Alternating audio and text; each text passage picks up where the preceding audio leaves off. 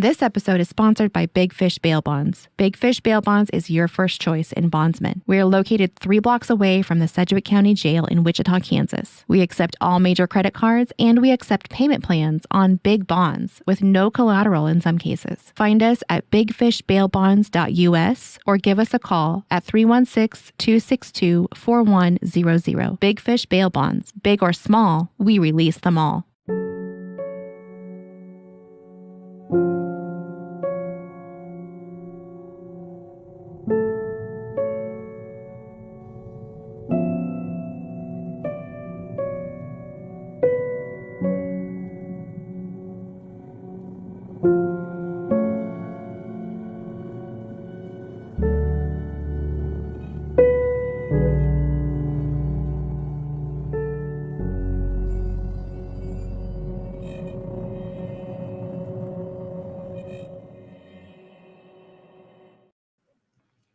Hello, everybody, and welcome to another Kansas Missing and Unsolved podcast. I'm your host, Ricky Trebreggi, joining you from Kansas, and back with us from Arizona is Derek Relaford. How's it going down there, Derek?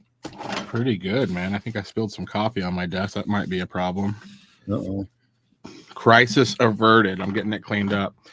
How is the weather, man? It's cold and rainy here. Oh, it's clouding up and getting cooler. They're talking like rain overnight and rain tomorrow, and possibly some thunderstorms. Yeah, my days off are Sundays and Mondays, and this last 2 days it was just rainy and drizzly and cold. And then today I went back to work and it wasn't raining, but it was just cloudy and cold and gross. It wasn't fun. I guess blame me. I took this week off from work, so I guess blame me. That's what it is, man. Roxanne Fisher Jackson is here. I just decided to take a week off and do some stuff around the house I need to do and work on this. And forget you had a podcast and everything. Yeah, I did. Yeah, I did. I had Esther Unruh message me earlier and asked me if we were doing the show tonight, and I was thinking Thursday, so I told her no, it's a Thursday week. And then after I talked to you and realized I screwed up, I messaged her and I said, no, it is tonight. I'm sorry. I said this vacation's got me kind of messed up a little bit. I'm Christopher. Kelly's still down with COVID. Oh, man. Yeah, I saw her post earlier. She said they're feeling a lot better, but they're still showing positive on the test, which will happen for a little while. Yeah, there's no telling. Kelsey Youngblood is in the house. Hey, I Kelsey. sent her. That's going up there in New York. Yeah, she moved. Didn't tell me. I told her she has to give me a 30-day notice when she moves states. I need to know where she's at.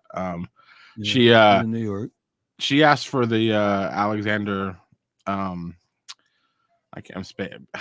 case Alexander Perez case, that final voicemail that we have. So I sent that to her. I think she's going to use that and share that in some areas where she does like share stuff for true crime. Oh wow, Salty Monkey. Hey Esther. Again, Esther, I'm sorry I told you wrong. Hello, Tracy. Garden City. Oh, we're going live to the Garden City page. Maybe that person. Salty Monkey says, thank you for covering Rachel. You're very welcome. Yes, I need to know where all my friends are. 30-day notice if you're leaving the state. Yep, hope everyone is doing well. Okay. Just chillaxing on vacation and doing some stuff around the house I need to do. Heard that, man. You gotta keep your house clean, keep your do you do spring cleaning every year? Is this like your I try to, yeah. It's difficult with my daughter, but yeah. I mean, she's 18 and special needs, and with her intellectual disabilities, sometimes it's like dealing with a kid, so it gets challenging at times. Yeah. At least you didn't catch COVID again, Ricky. Yeah, that's what I was saying, telling everybody at work. I said, my luck, I said, I want to take a vacation this time when I'm not sick. I just want to have a week off when I'm not sick. We were sick Christmas, we were sick New Year's, and then last night my son got sick again. I'm probably going to get it. It's just every week and a half we're getting a sickness. Oh, man. Amarillo. How you doing, Amanda? That's awesome. Well, we're going to go ahead and cover some cases. The first one I want to cover tonight is Dietrich. We've been talking about this for about 5 weeks now, and Ricky's going to tell you all about it. He's missing from Independence, Kansas since April 12th of 2020, and I forgot to silence my phone. He was 37 when he went missing. He would now be 40. He is 5'9", weighs 195 pounds or 190 pounds, has black hair and brown eyes. He was reported missing on May 12th. He was last seen around April 12th at Independence. Independence police are conducting the case, and as well as KBI, as a homicide based upon findings during the investigation into Foster's disappearance. Again, at the time of his disappearance, he was 37. He's now 40. He is 5'9", weighs 190 pounds, has black hair and brown eyes. If you have any information regarding Dietrich's disappearance or you know of his whereabouts, please call the Independence, Kansas Police Department at 620-332-1700 or the KBI at 785-296-4017. And there is a governor's reward of $5,000 for information leading to the arrest and conviction of those responsible for the disappearance and suspected murder of Dietrich. So let's see if we can't help get some information generated to find out, what happened to him and where he's at so he can be brought home. Yeah, 3 years is just too long. April's going to be 3 years. That's crazy. Definitely. And I now have my phone silenced so it's not a disturbance. Damn it. I always like seeing the reward. You wish there was a governor's reward for every case, but I'm glad there's one on Dietrich's case, and hopefully that's a motivator for people that know. Because you said that you keep in contact with Dietrich's the mother of his child, I think is what you said. Yeah, I've talked to her in the past. It's been a while since I've talked to her, but yeah. I mean, for them and the kid and everybody involved in that side of it, gotta have some kind of movement on this, right? Yeah, definitely. Oh wow, I'm sorry to hear that, Amanda. Rob Watson, wish we were there. No info on who saw him last. Yeah, that's a good question. I haven't seen anything regarding that. I'll have to see if I can come up with something on that. If you still have contact with the mother of his child, I'd probably tell you this every week. I want to talk to her. Just email her, just message her and ask her if she wants to come on my podcast and just talk about it and see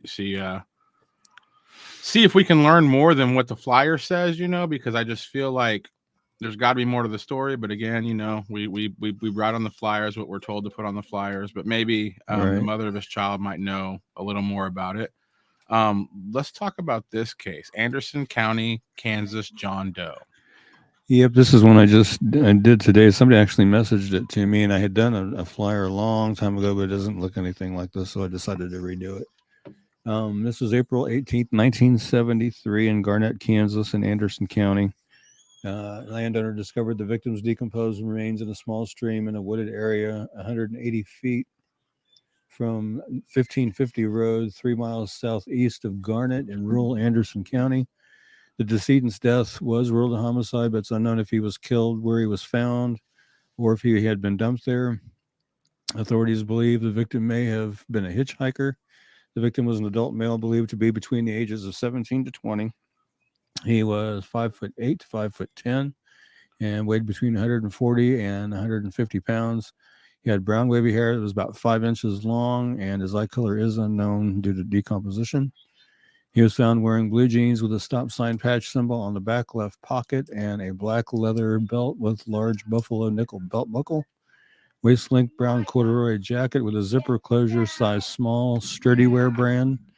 A green long-sleeve button-up shirt, small size, JCPenney's brand, and black leather gloves, a navy blue stocking cap, blue socks, brown hiking boots, Vomper brand. He also was found wearing 2 gold rings with crosses, a third ring bearing the number 78, which you can see it there at the bottom, and a silver chain with a large silver cross approximately 2 inches in length. The victim's dentals are available. His lower baby teeth were still present. Fingerprints are available. Left hand was missing post-mortem, and DNA is available. you have any information regarding the identity of the Anderson County, Kansas John Doe, please call the Anderson County Coroner's Office at 785-448-8865. I think that's 65. Or KBI at 785-296-8200. And see if we can't help learn who this is and get him back to his family. So there was something I wanted to ask you about, Ricky, because I just want to know what you think about it. So obviously on your page, I don't think I've ever seen what I'm about to talk about. And I don't think I would ever expect that of you. Again, I don't know if it should be considered tasteless, but there's a few missing persons pages that I follow that are more nationwide. And several times they'll show a deceased person, like a John Doe or a Jane Doe. Right. They'll show a picture of them deceased. And obviously that's the only picture they have of the John Doe, Jane Doe. What are your thoughts on that, considering like that's kind of a shocking thing just to put on the internet? I did do that with Miss Molly. I did use one photo that actually was a couple. One was her facing on her leg, but I used one that was a post-mortem photo that they took during autopsy. Some I don't know. I guess it would depend on the graphicness of the photo, because some can be. I've seen some that were pretty rough that were actually put out there, so I can see why they use artist renderings and things of that nature. So Yeah, I don't know. I mean, if it's not too graphic of a photo and it may help identify somebody, but I mean, if it's going to be too graphic, too shocking, I would say don't use an artist depiction, maybe. Yeah. I was just curious how you thought about it, because I've never really seen, because I've seen maybe, like you said, like a leg or something, but like some of them, they'll just show like the person's face and they're deceased. And again, like that's the only thing that the world knows about these people. So it's kind of all you can do. But it's just, we work in this field, in this world, and you don't know what's, like God forbid you ever get on Facebook and see a loved one deceased, No, I know that would be horrible. But that's the one that we just did. I've never seen any actual autopsy photos, which obviously they probably wouldn't, because he was decomposed. So they had to go with facial reconstruction. But I was just curious what your thoughts are, because I do see it quite often. And before we go to this, let's look at some comments here. It says Anderson Joe, I was going to do a video for him. Oh, cool. He was very well dressed. Sounds like it from what I was reading. And then lower baby teeth, that they guess him between 17 and 20. Yeah, it would sound like if he still had some baby teeth, maybe they're guessing a little bit high, possibly. I don't know. Kelly's chiming in. She says that's a lot of facial hair for someone so young when they have baby teeth involved. And I think seeing mortuary photos is okay in use of identification. Yeah. Yeah. And did you post that to the KMU page yet? Melody's asking? Not yet, but I will, Melody. I will definitely get that posted on there. I just finished that one right before the show, so I will get it posted as soon as we're done. Yeah. Like right before the show, he sent it to me. Yeah. Let's talk about Jasmine, Concordia case. I didn't think I sent that one to you, but okay. Okay, Jasmine Trollam is missing from Concordia, Kansas since November 10th of 2022. She's 17. She's 5'5", 140 pounds, brown hair, brown eyes. And it's believed she may be with her sister, J.C. Mills, who's also considered a missing endangered runaway. And Jasmine's 17. She's 5'5", weighs 140, has brown hair and brown eyes. If you have any information regarding Jasmine's disappearance or you know her whereabouts, please call the Concordia, Kansas Police Department. It's 785-243-3131, or the KBI is 785-296-4017. And see if we can't get Jasmine located and back to where she needs to be.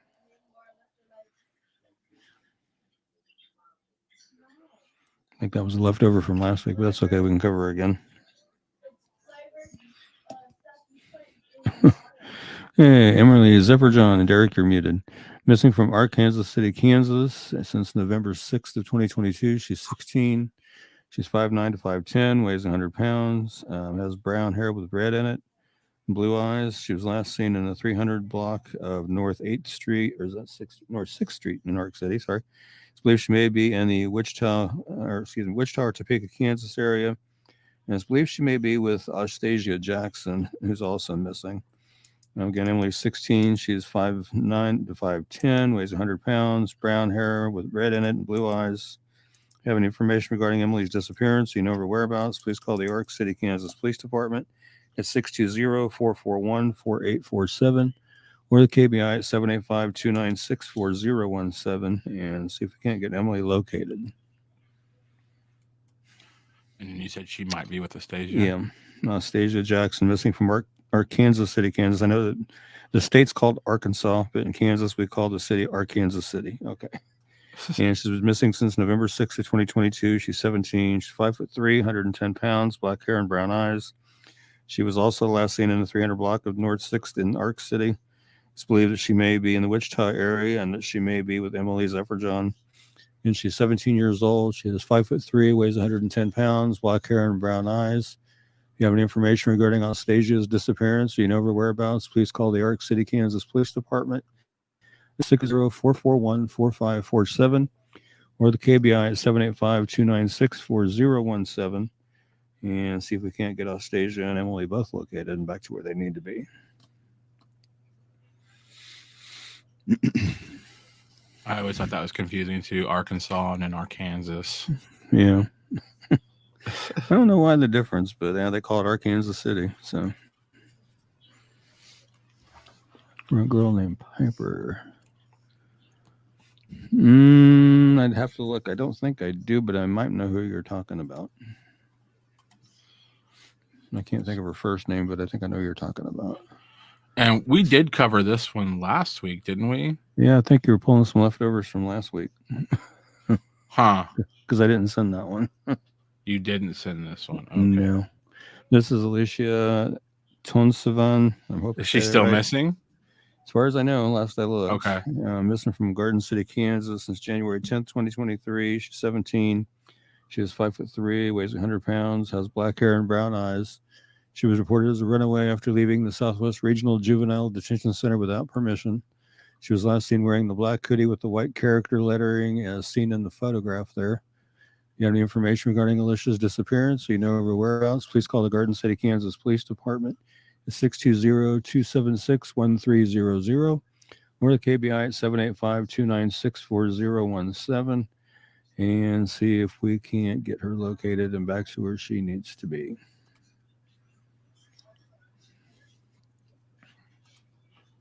Yeah. I'm nervous that I don't have the right flyers. I do, but I mean, I think I did pull some from last week. I'm having a panic attack here, Ricky. This one is for this week, correct? I'm doing it right this time? Yeah, that's okay, a good perfect. One. Okay, yeah, I'm going through the email, and I do have them all. I just think I accidentally selected some of last week's when I was uploading. Okay. Yep, and I just looked at Garden City's Facebook, and she is still missing. So, okay. And this one I just updated yesterday. Zachary Michael Anderson's missing from Topeka, Kansas since January 18, 2017. He's 27 when he went missing. He's now 33. He's 5'9" to 6 foot tall, weighs between 170 and 175 pounds, has brown hair, and a little confusion on the eyes, blue or hazel eyes. He did live in Wichita, Kansas. He was last seen in Topeka, Kansas on January 10th, 2017. He was brought there after he was denied entry at the Prairie Band Casino in Mayetta, Kansas. He was supposedly dropped off at the Ramada Inn in the 400 block of Southeast 6th Street, but he never checked in and has never been heard from again. His cell phone is no longer active, and his Facebook password has been changed. He's now 33 years old. He is between 5'9" and 6 foot tall, has brown hair and hazel blue eyes, has a tattoo that says Savannah on the right side of his neck, tattoo of the initials ZMA on his left arm, tattoo of ALA on the right inside forearm, a tattoo of Take Money on the inside of his wrist, is unknown which one, a tattoo of Tia on the inside of the wrist, again, unknown which wrist, tattoo of dollar signs on the back of his right hand, a tattoo of Bam Margera heartogram on lower end, I'm not sure what that is, tattoo of a cross on the side of the rib cage, unknown which side, a prior tattoo of Savannah on his chest that had been covered up with a skull-like image and black ship that is not completed, This is the information that I just added yesterday. Zachary was last known to be wearing a black jacket over a blue jacket, and red and black sweatpants, red and black Reebok sneakers, earrings, a necklace, and a beige bracelet with multicolored beads on his right wrist. If you have any information regarding Zachary's disappearance or you know of his whereabouts, please call the Wichita, Kansas Police Department at 316-268-4111 or the Topeka, Kansas Police Department at 785-368-9247 or 785-368-9551 or 785-368-9200 or the KBI at 785-296-4017 and see if we can't get Zachary located and back home to his family where he needs to be.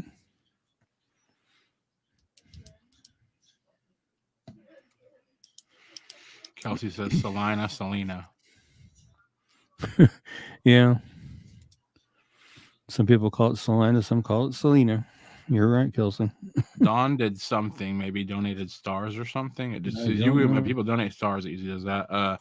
Cindy says, I think she was found safe. Don't quote me, though. That might be the Garden City case. Which one were you talking about, Cindy? No, Garden City PD has not updated that to that effect yet. So, and then Roxanne's talking about an earlier case. She says, my mom passed when she was 58 and had most of her baby teeth. That's weird. That is. Let's talk about the card of the week. Yeah, this one's John K. Adams. It's Wichita, Kansas case from January 11th, 1994. He was found dead in his front yard in Wichita with multiple gunshot wounds. His house had been ransacked and it appeared John had been beaten while sitting on the couch and shot as he tried to flee the house.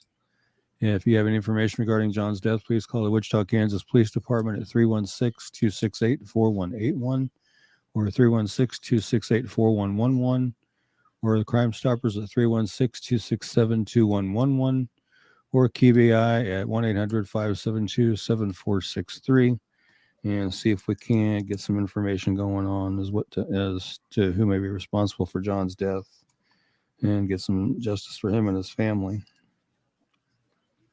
Yeah. I love that they're doing those cards.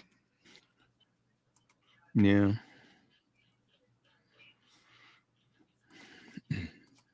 And they just, do you know, like, if it's like all prisons or in Kansas that get those, or do you know how the distribution on those are? They say it was all correctional facilities, prisons, jails, all of them. Nice. So it's just kind of going out everywhere. Yep. Perfect. That's awesome, man. Mm-hmm. Let's talk about Megan Fogelsong.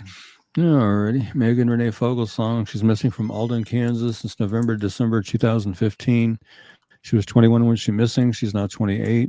She's 5'4", weighs 150 pounds, has sandy blonde hair and green eyes. Her last activity on Facebook was November 30th of 2015, and there was an unconfirmed sighting around Christmas time 2015 at Guy's Liquor in Larned. Again, at the time of Megan's disappearance, she was 21. She'd now be 28. She's 5'4", weighs about 150 pounds. Her weight does fluctuate. She has sandy blonde hair that she dyes occasionally, and she has green eyes. She wears glasses but does have contact lenses. She has a tattoo on her left hip of a flower design pictured far right. Also has a tattoo on her left wrist of a heart design that says thick, thin. It's kind of the heart with the infinity in there. And a tattoo on her upper right chest, both pictured above second photo from the right. Now, let's see. She has a tattoo on her outer left calf of a dream catcher. If you have any information regarding Megan's disappearance or you know of her whereabouts, please call the Rice County, Kansas Sheriff's Department at 257-7876 or 620-257-2363 or KBI at 785-296-4017 and see if we can't get Megan located and back to her family. I mean, we all know, more than likely Madden's responsible for what happened to her, but we'll probably never know from him, obviously, because he shot himself after he killed his dad. And so whatever information they both had, it went to the grave with both of them. And also, just a little tidbit, be careful who you become friends with. There's a lot of bad people out there. Yeah, there are. Really choose carefully when you're picking people to have in your personal life and around you, because really matters at the end of the day. Don says the cards are such a great idea. Yeah, they are. Kelly says, let's bring her home. Yeah. Definitely poor sweet girl. Got caught up in a bad deal. My understanding is she did leave him at one point, but then she went back to him, and yeah. Young love, man. I did a lot of crazy stuff when I was young and in love, Yeah. But hopefully there's some type of resolution. Somebody says something. Hopefully that they can find her and everything. But speaking of another girl we care a lot about on this show, let's talk about Dana Jane Bruce. Okay. From Sedalia, Missouri since October 4th, 2008. She was 23 when she went missing. She's now 37. She's 5'2", weighs 98 pounds. She has brown hair and green or hazel eyes.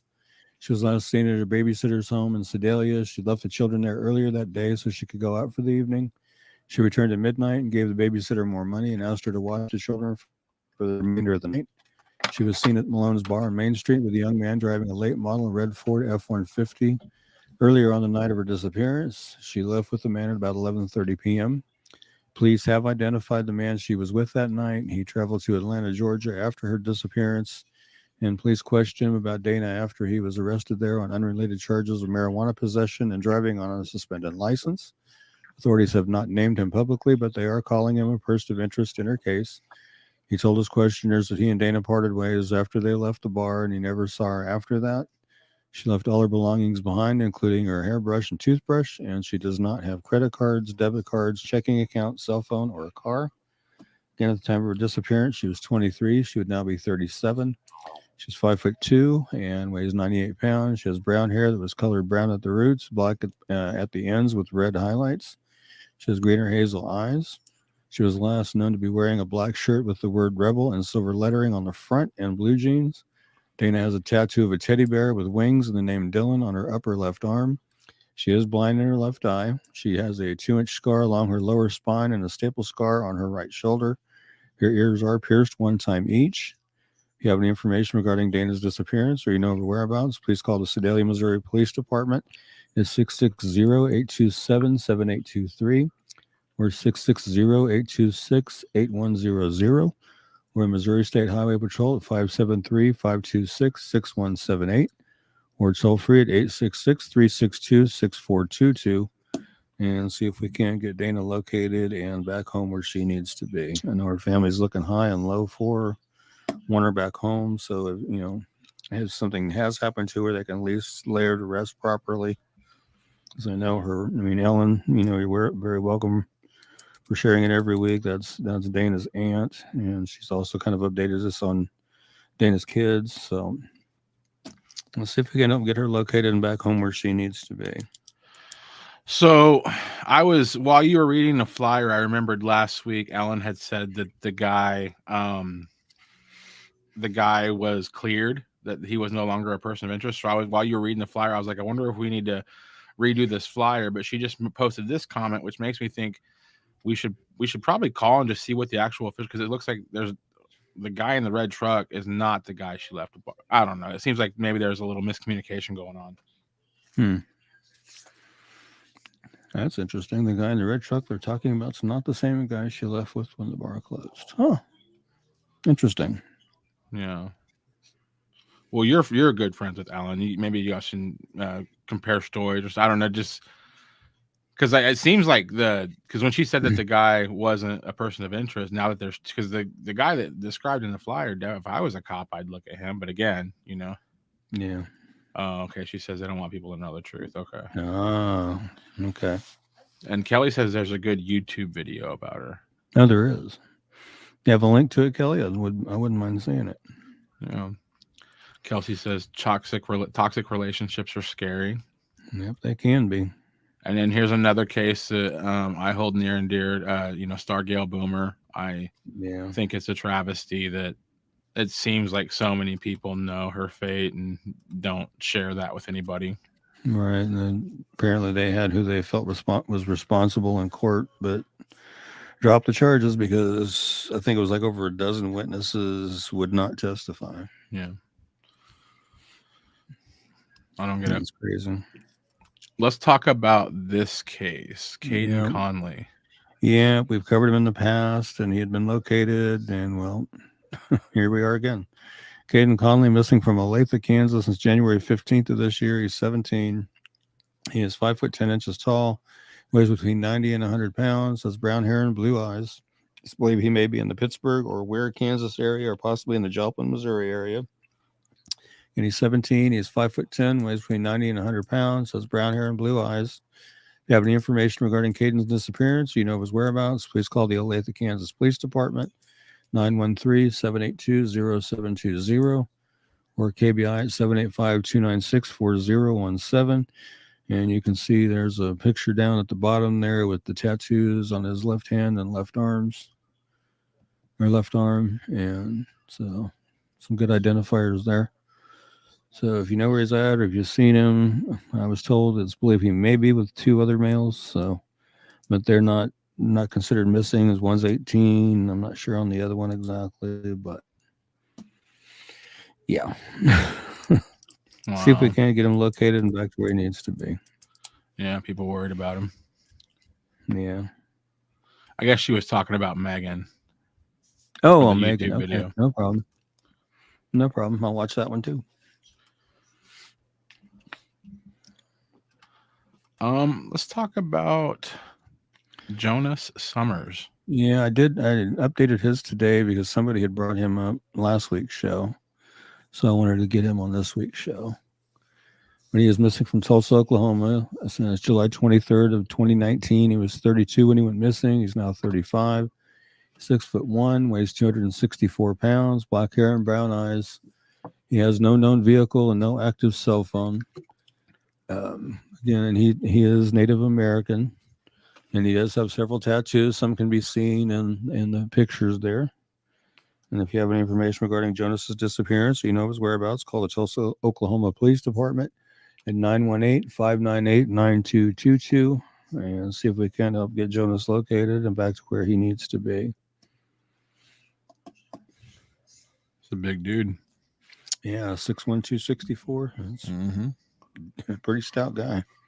Be hard to knock him over. Yeah. It's like football size, man. Big Just dude. About.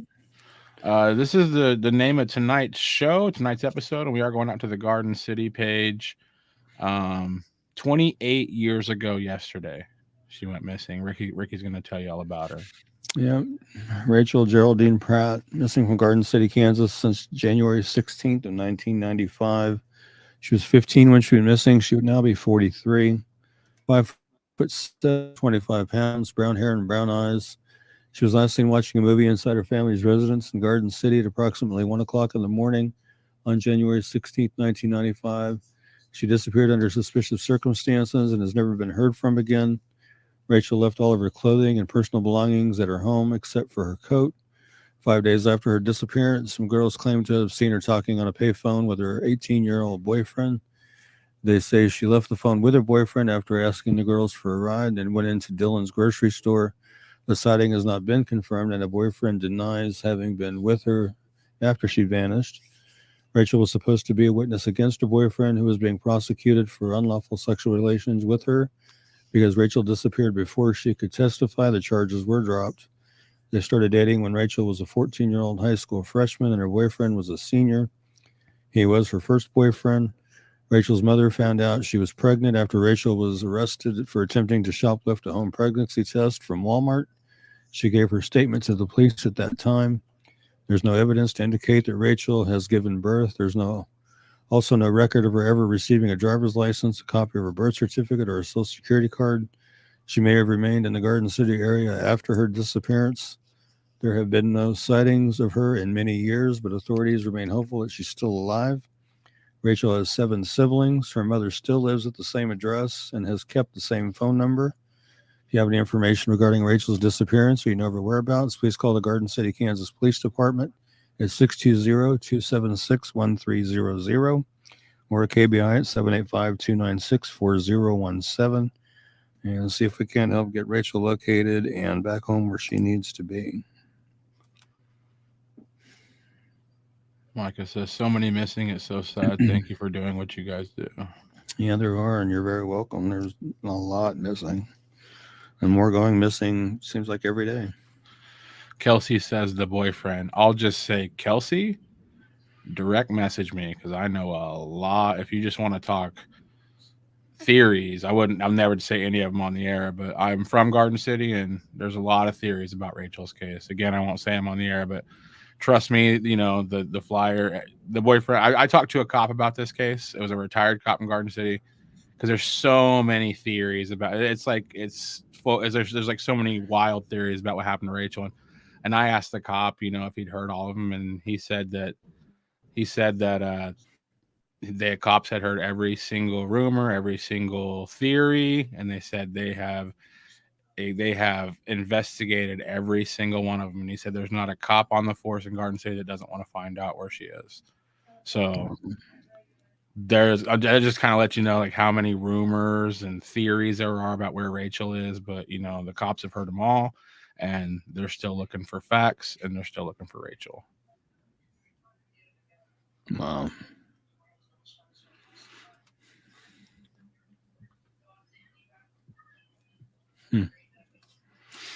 Don't know. I don't know. Yeah, but yeah, that's 28 years ago yesterday. That's pretty sad. I'd hate to see anything like Alexander's going on 3 years in December this year. In a year, 28 years is a long time to be looking for your kid. So are you from Garden City or Elkhart? You got me confused. I'm from I grew up in Elkhart, but I've lived in Garden City a lot since I was 18. I moved to Garden City around when I went to school, basically after high school. Yeah. I haven't been in Elkhart since I was 18, but that's where I went to high school and grew up and everything. Yeah, gotcha. Met my wife in Garden City, though, and that's where I was the last 10 years before I moved to Phoenix. But yeah, go ahead and talk about Leo. Leo Sanchez Sagarnaga, I believe I'm hoping I said that right. Missing from Topeka, Kansas since July 11, 2022. He's 17. He's 5'10", 200 pounds, black hair and brown eyes. It's believed he's still in Topeka. If you have any information regarding Lionel's disappearance, you know his whereabouts, please call the Topeka, Kansas Police Department. It's 785-368-9247 or 785-368-9551 or 785-368-9200. Or the KBI at 785-296-4017 and see if we can't get Leo located and back home where he needs to be. Yeah. I've never been to Garden City. It's a nice town. I don't think I ever have either. It's not as big as Salina. It's like half small town, half bigger town, like probably 35,000 people. It's a really cool place. I like it. It's where my wife's from. What about Steven Anderson? Well, let's see if we can't get him on the show next week. Salty Monkey says, Rennie, who is Rachel's sister, was in my mom's foster care for years, and we've heard stories. Oh, wow. If any of the missing is watching, please let somebody know you are okay at least. Yes, definitely. And that she says Garden is growing fast, that 35,000 number. I left Garden City in 2018, and it was booming as far as the whole side of town, like across the highway on the east side. They had put like several restaurants. They put a Menards over there. That's how I knew what a Menards was before I met you, Ricky. I didn't know what Menards was until they put one in Garden City. But yeah, Garden City really is. There's a lot of buildings and stuff going up, but I know that they have the same problem that a lot of places that are growing fast have. Is it's kind of hard to find a house in Garden City, right here.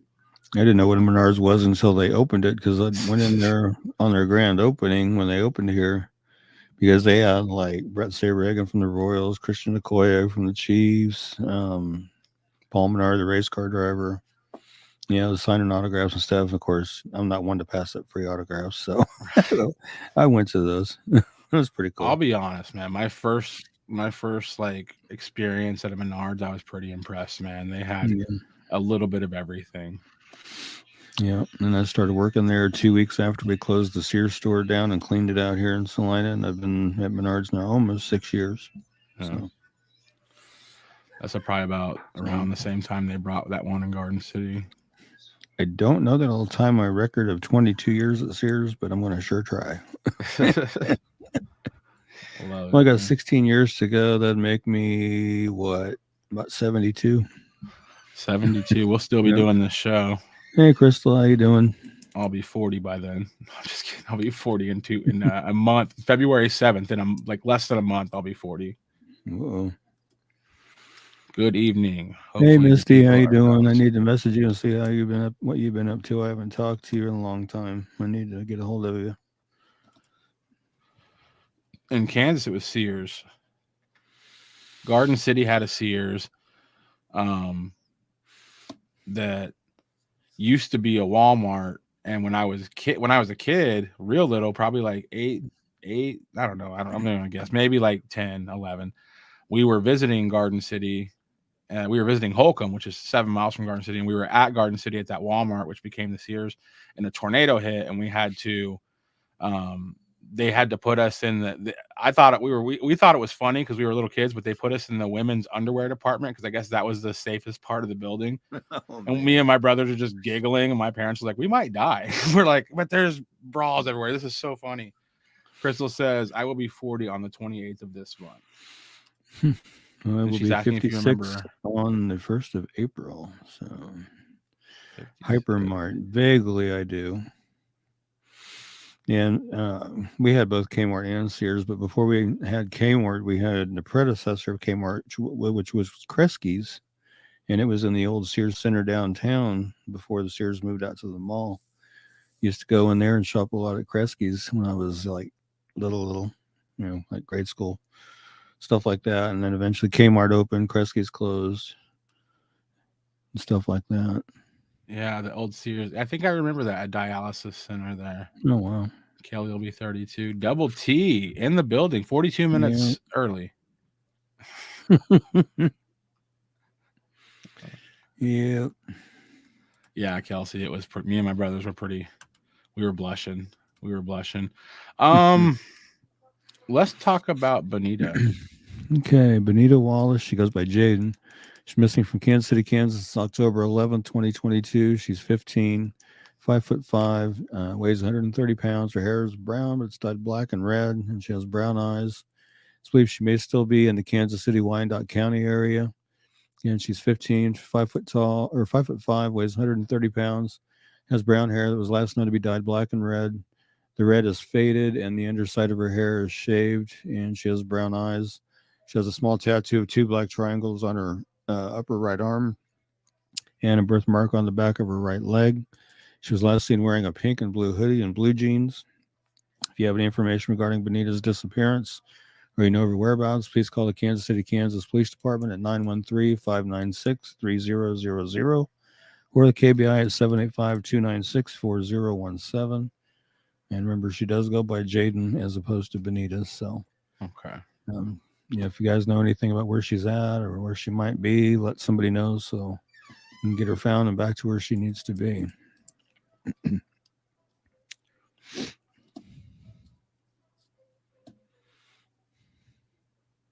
Kansas City, Kansas. She says, need a better picture of her face. Yeah, so far that's been the only photo I've been able to get a hold of. So if I can get a hold of another one, it'd be nice to get another one because being that this was probably back in October when that was taken, now that it's January, I mean, she could have completely changed her hair color by now. Right. Yeah. So always an issue as far as I interviewed on one of my other podcasts. I interviewed a friend of mine when we were 16. Him and a girl that was in class that was in my same. We were all freshmen. Him and her and another girl ran away, and they got to Mexico. holy crap! And then they got to New Jersey before they got caught, and the cop from Elkhart, Kansas, flew him back in a little plane. Like, well, he didn't fly it, but they had to like get a plane to take him back.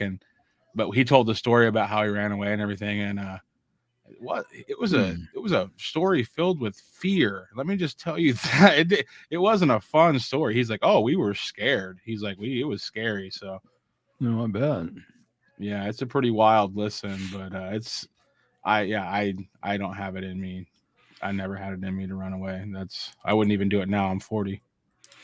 Yeah.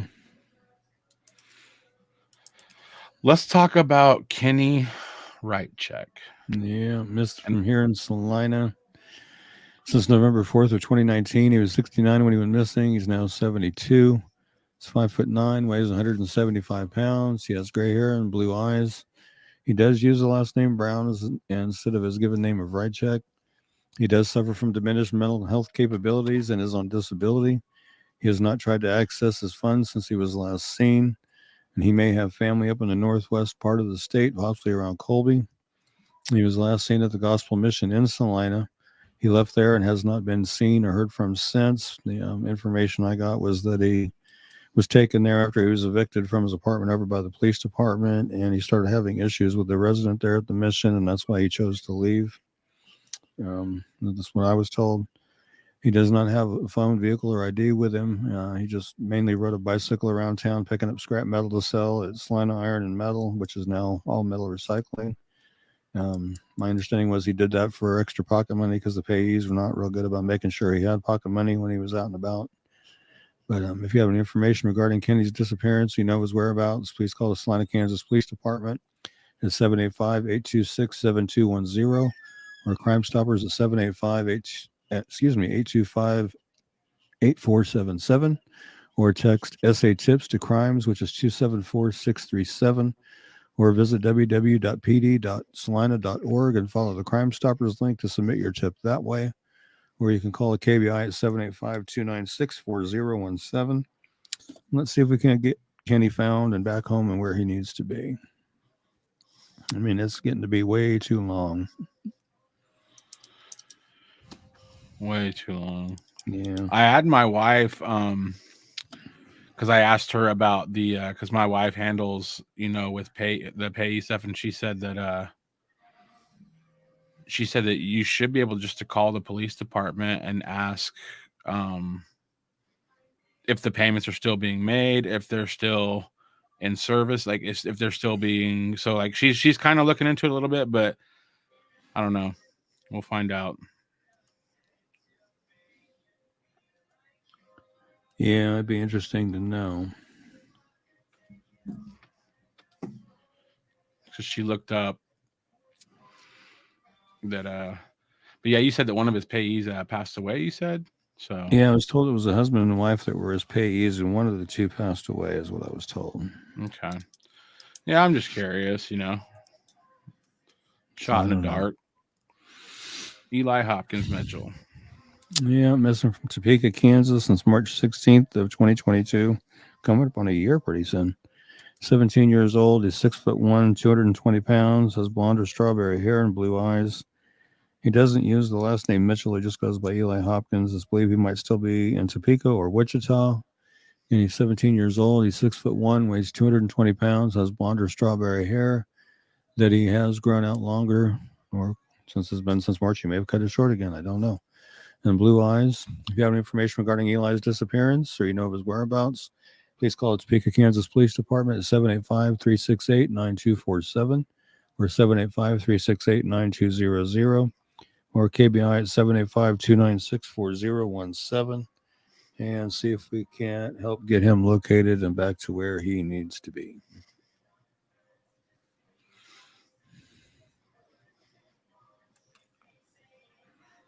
If he hasn't accessed it in so long, it seems like the account would. See, that's what I was asking my wife, Kelsey, because my wife actually works in that field, and she's kind of trying to explain it to me. But she was saying basically there should be a way to find out if the payments are still being made by the state.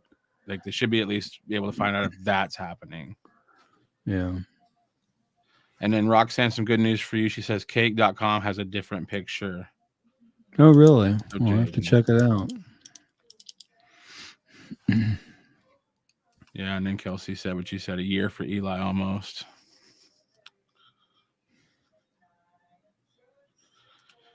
Yeah, and Kelsey says if he's reported missing, doesn't seem like they would continue. Yeah, I don't know. That's why I was like kind of asking my wife. I'm like, hey, what would you do in a situation if one of your clients that you took care of went missing? Like, what would happen with the money train? And she's kind of looking into it. So I don't know. Like, I feel like there's got to be something we can do besides read his flyer once a week. If there's any kind of ideas we have, I don't know.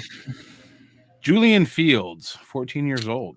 Yep, another Topeka case, missing since October 22nd of 2022. He's 14, 5'4", weighs between 140 and 180 pounds, black hair and brown eyes.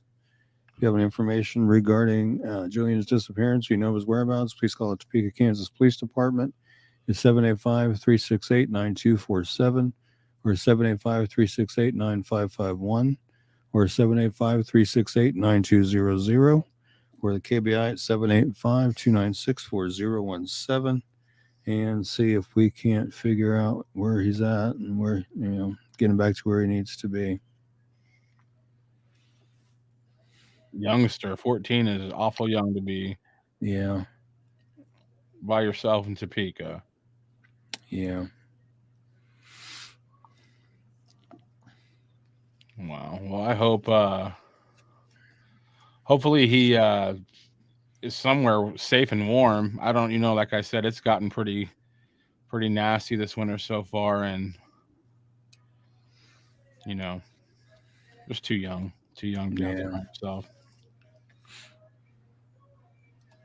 Kelly says, if you are dead or missing, I don't think Social Security stops the payments until they are reported dead for sure by a mortician. Kelsey says, found this. Currently, SSA suspends benefits to beneficiaries reported missing when notified by Yep, when notified. That's what I was wondering was, if they're not notified, I guess that money will still keep coming because, there's that Adam Herman case down in the southern part of the state where he went missing, but it was never reported to whoever they were getting the foster care money from, and they continue to keep getting it and never reported it. So that was part of what they got in trouble for, was continuing to receive funds even though he wasn't there. So, yeah. And that was kind of my thinking when I talked to my wife. I was like, how do you find out, like, if it's been reported or whatever, like I don't know. Yeah. It's rough. Oh yeah, they kept claiming the money. Interesting. Yep, they did. Yeah, wouldn't be the first time somebody kept claiming the money after somebody went missing or passed away, though. That's pretty common. It's pretty slimy. Yeah, and they got charged with some kind of fraud for that. It's just, I don't like that. I want to find out if it's at least been reported that are we the only ones that, like, did the police tell you about Kenny? Like, is that on like the website and everything? Like, he's actually reported missing?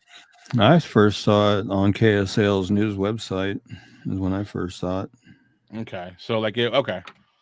Well, that makes me feel better to know like it's actually been reported and everything. So I mean, if it was on that website and like if it's maybe they have been notified, who knows? We don't know, but it's good questions for sure. Mm-hmm. We just have AJ Perez. Is that all you have left? Do you have any more that I'm missing? I sent you Alonzo Brooks. Let me see. Go ahead and talk about. There. I just forgot to name it. Alonzo Brooks. I already had him in here. Yeah. He was last seen alive in April of 2004 during a party at a farmhouse back in April of 2004 on the outskirts of Lacine, Kansas. He was one of only 3 African-American men at the party, which 100 or more people attended. He rode to the party with friends, but they left before he did, leaving him without a ride home. When Alonzo failed to come home the next day, his family and friends contacted the Lynn County Sheriff's Department. Lynn County, Kansas Sheriff's Department and other law enforcement agencies searched areas around the farmhouse where the party was, including parts of nearby Middle Creek, but did not find Alonzo. After Alonzo had been missing for almost a month, a group of his family and friends organized a search that began on the road near the farmhouse and walked the 2 branches of Middle Creek. In just under an hour, they found Alonzo's body partially on top of a pile of brush and branches in the creek. In the initial investigation, a coroner in Lynn County said he was unable to determine the cause of death, and witnesses' interviews failed to produce any arrests. Alonzo's body was exhumed in July of 2020 and taken to Dover Air Force Base for examination. The examiner's reports concludes that his death was indeed a homicide. The examiner focused on injuries on Alonzo's body that were not consistent with normal patterns of decomposition. In 2019, the U.S. Attorney's Office for the District of Kansas and the FBI reopened the investigation of Alonzo's death, which has been dormant for years. As part of the new investigation, the FBI also announced a $100,000 reward for information leading to the arrest and conviction of anyone responsible for Alonzo's death. So if you have any information regarding his death, please call the FBI at 816-512-8200. That's our Kansas City field office. Or 816-474-8477. Or you can submit your tip online at tips.fbi.gov and see if we can't get some justice for Alonzo and his family. Yeah. I am glad they reopened that and determined that it was a homicide instead of, trying to say undetermined or whatever. But yeah. So now hopefully his family will get justice, and so will he. Yeah, it is heartbreaking for sure. Very heartbreaking. I agree with you on that one, Emily. Well, we have a comment here. It says, any updates on AJ? Been too long. Not from what I heard. Been quiet as a church mouse on Sunday. And when I had said that last week, because I had actually asked my source if they wanted to do an interview on my Elkhart show about AJ, and they were like, I don't know. They're like, we're just tired. So that's why I kind of said that last week. But I mean, obviously, I think we should still cover it unless they tell us not to. But they're pretty upset. I mean, I would be too. At the end of the day. Yeah, it's been just over 2 years. He's Alex Perez is a mystery from Ulysses, Kansas since December 1st of 2020. He was 35 when he was missing. He's now 37. He's 5'11", weighs 235 pounds. He has black hair that he shaves nearly bald and brown eyes. He had called a family member on December 1st and said he'd be coming over to do some laundry. He never arrived at the family member's home in Ulysses.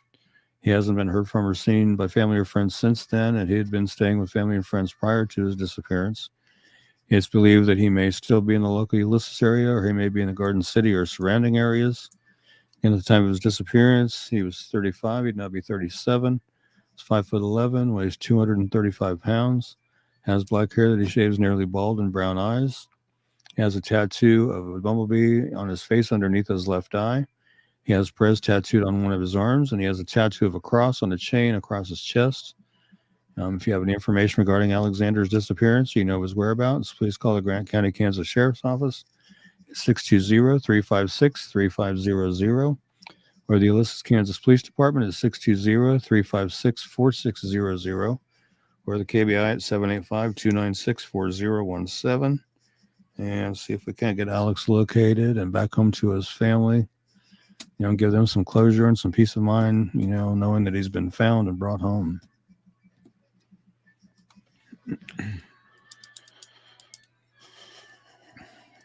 Alexander, yeah, there's the Facebook page, Kelsey Updates. Yeah. Yep, she does a good job with that page. She really does. Yeah, I'm just seeing Irene in the comments. She hasn't been in the comments for quite some time, and from what I understand, her health hasn't been doing so well. So, yeah, prayers go out to her. I wish there was more hours in the day and I had like endless resources. Yeah, definitely. Some really mind-boggling cases. And John Doe was something else. So, they haven't been able to identify him since 1973. I think that would be a good candidate to try to extract DNA and maybe do that reverse genealogy testing on him and see if they can track down a relative or something that way. I don't know. Yeah. I think I think it's going to be interesting for sure. Like all the way technology just keeps going forward with. It used to be you needed like a lot of blood to get Yeah. a DNA sample. Now you just need like a skin cell. You know what I mean? Yeah. So And they can duplicate it, take that one little bit of DNA and duplicate it a whole bunch of times to get as much as they need, which puzzles me because that partial skull they found here in town, they said they couldn't get enough DNA to do a full profile. I don't know. Maybe they just didn't send it to the right place. I don't know.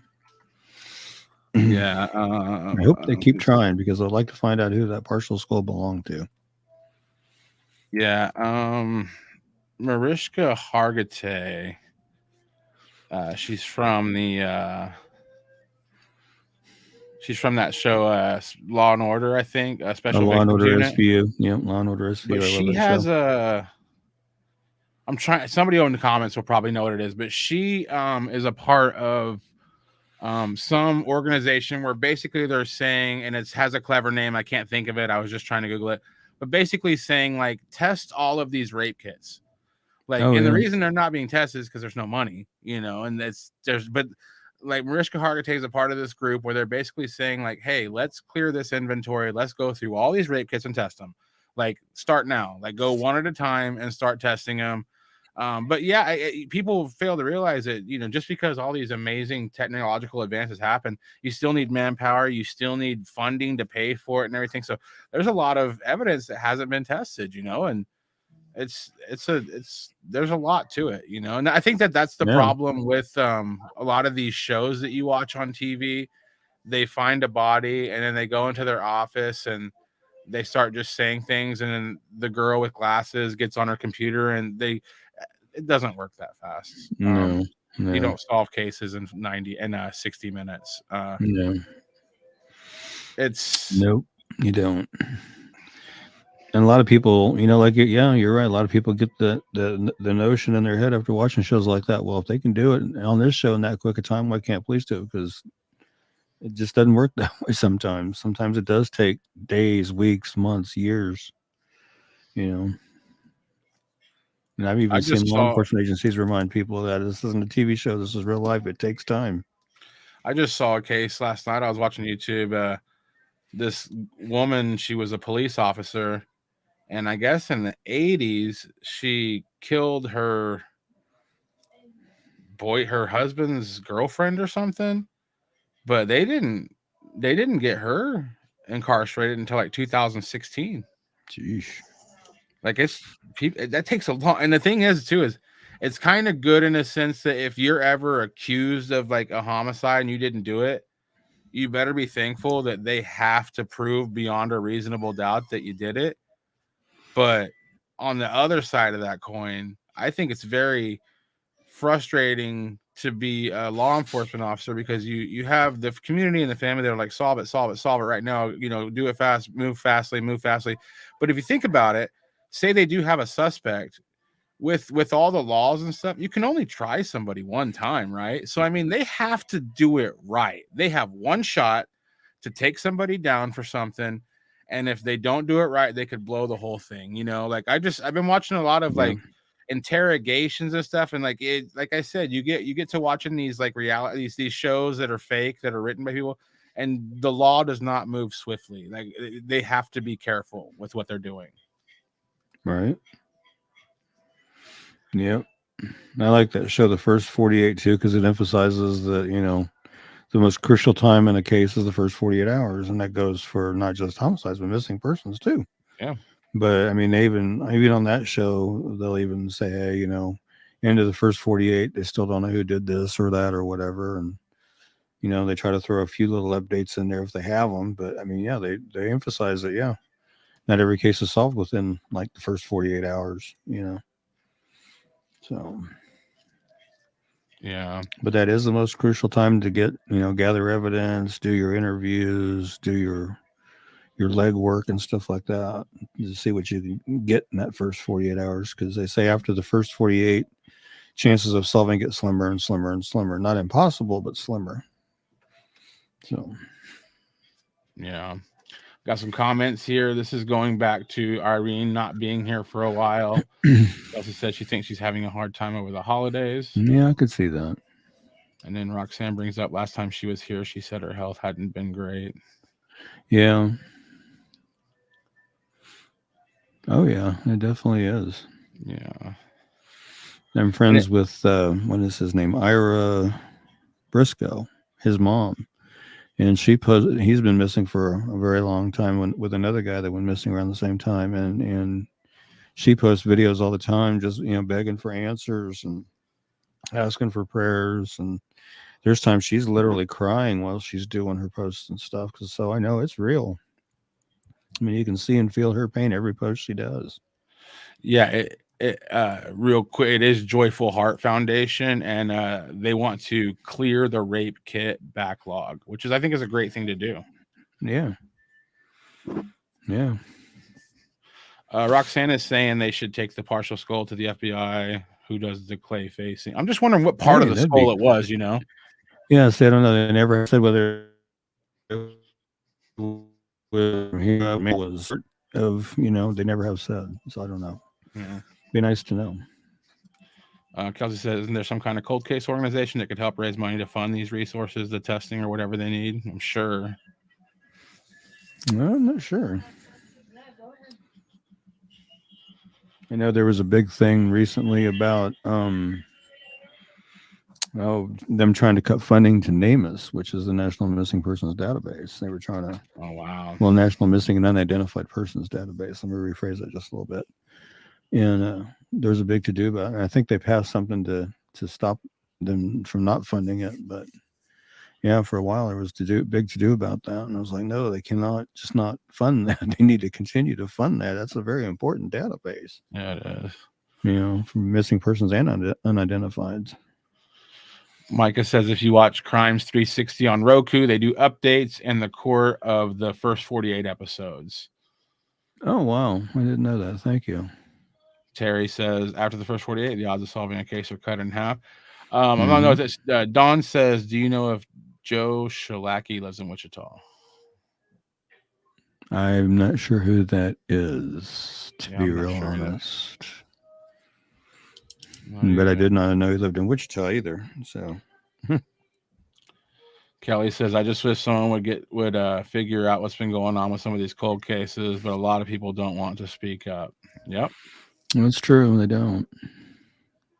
Whether it's fear of retaliation, whether they just don't want to get involved, or detective from First 48. No, I did not know he lived in Wichita. That's cool though.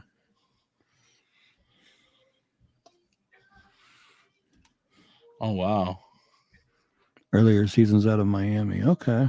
So he moved to Wichita from Miami. Okay. The only time I've ever been around like detectives was there was an assault at my house one time, and I had to just give I wasn't involved. It was somebody. It was like a drunken fight thing. It was like when I was in college, but I was talking to these cops about this fight, and these detectives, and long story short, they ended up going on they had to leave me in the area so they could go catch this bad guy that went by Bear, and anyway, I got home and I was watching the news, and the guy they caught was really bad guy. I'll try to find an article on it, send it to you, Ricky, sometime. But yeah, they were like, Mr. Relaford, we have to go chase somebody down real quick, and they went and got that guy. Wow. It was in Raleigh, North Carolina. It was all over the news. He was a really bad guy. Wow. It was a shootout and everything. And they came back from a shootout where the guy Bear was shot. He didn't die right away, but he ended up dying. But anyway, they came back and just sat down like, okay, so what were you saying about this party and this fight? And I'm just like, are you serious? Like, you're just going to go back to you just went and saw a shoot. That's what I'm saying. Cops are, if I could do it all over again, Ricky, I'd love to be a detective. I don't think I got the stomach for it or the brains, but I was very impressed by how they were able to go do something that crazy and then come back and just be like, okay, where were we? I was just like, wow. Wow. She said he married a teacher who lives there. Oh, wow. That's cool. That's cool. Wilma says Joe knows his stuff. Wow. Yeah, we had some craziness going on up here in Salina. I was reading a couple articles this afternoon, and one of them was apparently over here on Ohio Street, which is down the hill from me. I'm not sure which part of Ohio it was on, but this guy was driving down Ohio, and this car gets in front of him, slams on his brakes, and then gets up beside him, whips a gun out, and points it at him. Doesn't shoot, but he pulls the gun out on him. The guy that he pointed at got his tag number, called it in. They arrested him. Had two guns in the car, a little 22 revolver and a 9mm. So they got him out of the way. And then the other one was over in Sunset Park here in town. So 39-year-old guy was exposing himself to kids trying to get him to touch him. So he got cuffed and stuffed.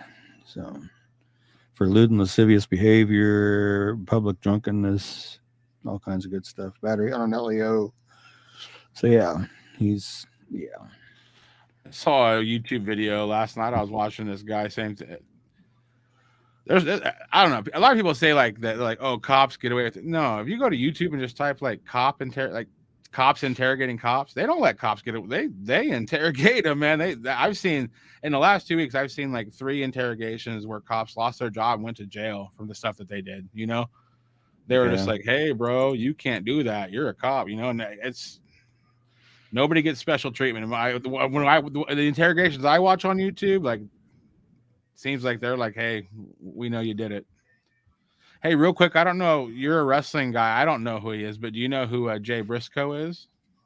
I was reading that earlier. My brother sent me a link on that. I can't think of what his real name is, but he wrestles under the name just Jay Briscoe. He died in a car accident. Yeah, I was doing a little bit. It looks like he's like a Ring of Honor wrestler or something. Yeah, Ring of Honor. Yeah. Yeah, that was a bad deal. I guess 2 people died in the accident. And I guess he was one of them. Well, there's just been so many. When it said 38, I did before I saw car accident. There's been so many young athletes that have just been dying lately.